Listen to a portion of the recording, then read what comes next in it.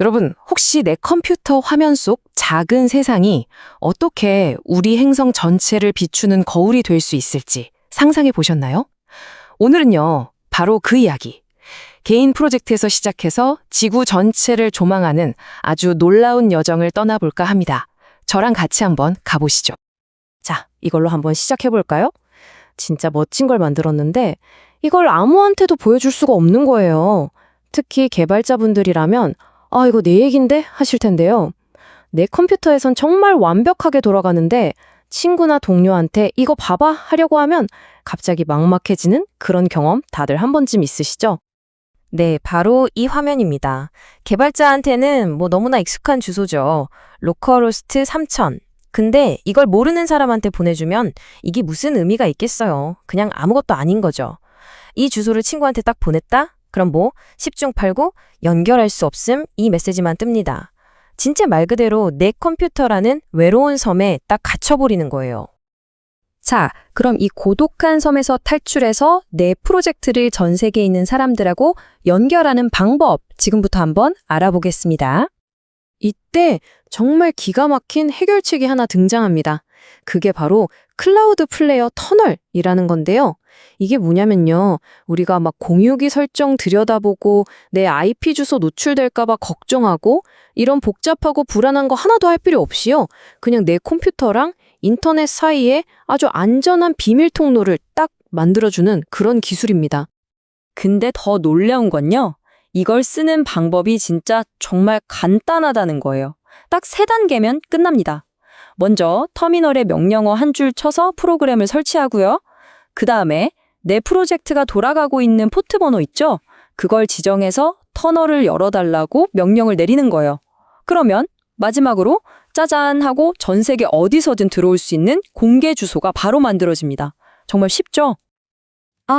그리고 여기서 진짜 중요한 포인트가 하나 있어요. 이건 배포가 아니라는 거예요. 우리가 보통 생각하는 것처럼 소스 코드 전체를 다른 서버에 올리는 게 아니고요. 프로젝트는 그냥 원래대로 내 컴퓨터에서 돌아가고 있는 겁니다. 클라우드 플레이어는 딱 안전한 길만 터주는 역할만 하는 거죠. 자, 여기까지가 이제 디지털 세상 이야기였고요. 이제부터는 관점을 180도 확 바꿔보겠습니다. 만약에 우리가 지금 다루려는 프로젝트가 웹사이트 같은 코드가 아니라 바로 우리가 발 딛고 서 있는 이 현실 세계, 이 거대한 지형, 그 자체라면 어떨까요? 네, 맞습니다. 지금부터는요, 이 물리적인 세계를 어떻게 디지털 데이터로 바꾸고 또 그걸 어떻게 이해하는지에 대한 이야기를 해볼 거예요. 현실을 디지털로 복사하는 거죠. 이 그림을 보시면 바로 감이 오실 텐데요. 현실 세계를 디지털로 옮기는 데는 크게 3가지 방법이 있어요. 먼저 맨 왼쪽에 있는 DEM, 이건 땅의 민낯이라고 생각하시면 돼요. 나무나 건물 같은 걸 싹 다 지워버리고 순수하게 땅의 높낮이만 남겨놓은 거죠. 예를 들어 홍수가 났을 때 물이 어디로 흐를지 예측하려면 이런 데이터가 꼭 필요하겠죠. 그리고 가운데 있는 DSM은 우리가 드론이나 비행기에서 내려다보는 모습 바로 그대로입니다. 건물, 숲 모든 게 다 포함된 표면 전체의 높이를 나타내요. 도시의 일조량을 분석한다거나 할 때 이걸 쓰고요. 마지막으로 오른쪽 DTM은 아까 그 땅의 민낯 위에 등고선 같은 아주 정밀한 정보를 더해서 지형을 훨씬 더 상세하게 표현한 모델이라고 보시면 됩니다. 그래서 이 둘의 차이를 아는 게 정말 중요해요. 간단히 말해서 DSM이 옷을 입고 있는 모습이라면 DTM은 그 옷을 벗은 본래의 모습을 보여주는 것과 같아요. 그러니까 도시 계획을 할 때랑 홍수 분석을 할 때 당연히 서로 다른 데이터가 필요하겠죠? 바로 그겁니다. 자, 이렇게 현실 세계를 디지털로 복사해 왔어요. 그럼 이걸 분석하고 가지고 놀려면 특별한 도구들이 필요하겠죠? 과연 어떤 도구들이 있는지 한번 쭉 훑어보겠습니다. 이 모든 도구들의 심장, 그 중심에는 바로 GIS, 그러니까 지리정보 시스템이라는 게 있습니다. 근데 이걸 그냥 디지털 지도라고 생각하시면 절대 안 돼요. 그 이상이거든요. GIS는 지도 위에 인구 데이터, 교통 데이터, 날씨 데이터 같은 수많은 정보를 겹겹이 쌓아 올리고 그것들 사이의 공간적인 관계를 분석해서 와, 이런 관계가 있었네? 하고 눈에 보이지 않던 패턴이나 인사이트를 찾아내주는 아주 강력한 분석 두뇌라고 할 수 있습니다. 와, 이 표를 보시면 이게 다 뭐야 하고 좀 어지러우실 수도 있어요. 괜찮습니다. 핵심은 아주 간단하니까요. 바로 만능 도구는 없다는 겁니다. 예를 들어서 물의 흐름을 연구하는 수문학 분야에서는 HCRAS라는 전문 툴로 강물의 흐름을 시뮬레이션 하고요. 저기 도시계획 분야에서는 얼반심이라는 걸로 도시가 어떻게 커나갈지 예측하는 시기죠. 그러니까 각 분야의 전문가들이 자기한테 딱 맞는 전용 장비를 가지고 이 디지털 지구를 분석하고 있구나. 딱 이 정도만 기억하시면 됩니다.